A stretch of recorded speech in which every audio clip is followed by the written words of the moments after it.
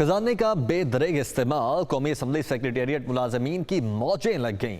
Speaker कौमी assembly की आला अफसरान पर नवाजिशात की बारिश जारी है। मुलाजमीन को बजट के 5 एजाजियों के बाद 2 मजीद एजाजिये मिलेंगे।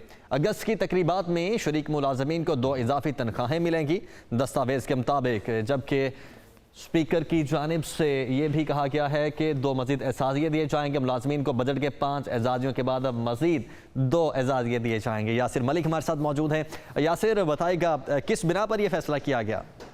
जी बिल्कुल, देखिए कौमी खजाने का ये बेदरेग इस्तेमाल जो है उसको रोका अभी तक नहीं जा सका। स्पीकर कौमी असम्बली राजा परवेज अशरफ ने आला अफसरान जो है कौमी असम्बली सेक्रेटेरिएट के उन पर नवाजिशात की बारिश कर दी है।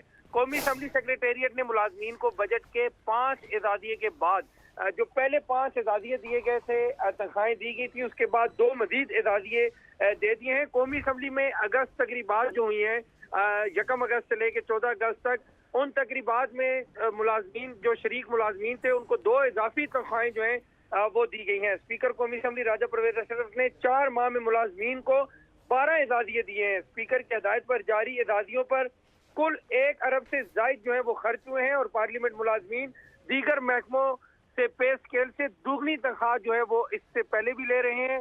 साबिक स्पीकर ने किफायत शारी मुहिम के तहत करोड़ों रुपए जो है वो बचाए थे, लेकिन ठीक है, बहुत शुक्रिया यासिर मलिक आपका।